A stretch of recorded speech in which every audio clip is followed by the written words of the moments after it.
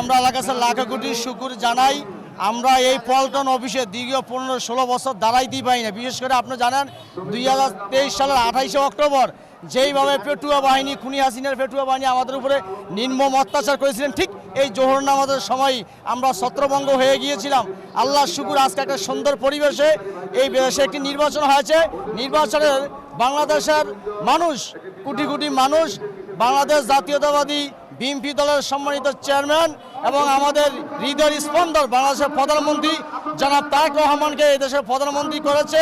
আজকে এই আন্তর্জাতিক শ্রমিক দিবসে এখানে আমরা আসতে পেরেছি, আল্লাহর কাছে শুকর আদায় করি।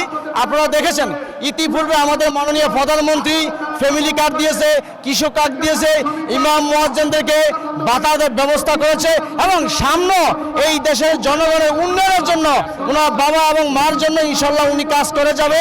আমরা ইনশাল্লাহ এই প্রত্যাশাই রাখি এবং আপনাদের কাছে মেসেজ দিতে চাই, জনাব তারেক রহমান এই লন্ডন থেকে যখন এই বাংলাদেশে আসে উনি কিন্তু বলছে যে আমি এই দেশে পা দিই, বলেছে যে একটা প্ল্যান নিয়ে, একটা পরিকল্পনা নিয়ে আমি এসেছি, এই পরিকল্পনা বাস্তবায়ন করতে চাই।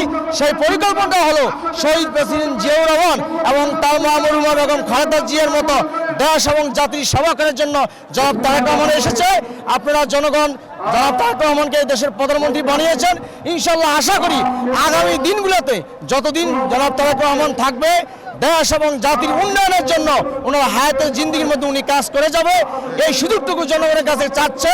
বারবার জনাব তারেক রহমান একই কথা বলতেছে যে এই দেশের জনগণের যত উন্নয়নমূলক কাজে ইনশাল্লাহ জনাব তারেক রহমান এগিয়ে যাচ্ছে, এগিয়ে যাবে।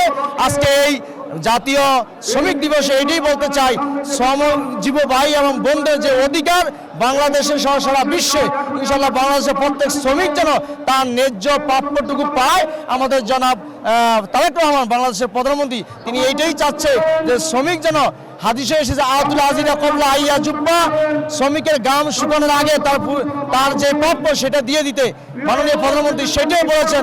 শ্রমিক যেন যথাযথভাবে তাদের মূল্যায়নটা পায়, উনি সেভাবে ইনশাল্লাহ কাজ করে যাচ্ছে মাননীয় প্রধানমন্ত্রী জনাব তারেক রহমান। আপনারা দোয়া রাখবেন জনাব তারেক রহমান যেন তার বাবা এবং মা মতো দেশ এবং জাতির যেন খেদমত করতে পারে। যত চক্রান্তি আসুক ইনশাল্লাহ বাংলাদেশের জাতীয়তাবাদী দল বিএনপিকে কোনোভাবেই নিঃসাত করা যাবে না।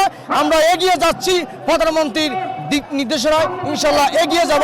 বাংলাদেশ জাতীয়তাবাদী ওলামা দলের কেন্দ্রীয় কমিটির সম্মানিত আহ্বায়ক আলহাজ মাওলানা কাজী সেলিম রাজা এবং সদস্য সচিব অ্যাডভোকেট আবুল হোসেন সাহেবের নেতৃত্বে এখানে হাজার হাজার ওলামা কেরাম এখানে উপস্থিত হয়েছে। সকলের জন্য আপনারা দোয়া রাখবেন। আমরা রাজপথে ছিলাম, আছি, ইনশাল্লাহ থাকবো। শুভেচ্ছা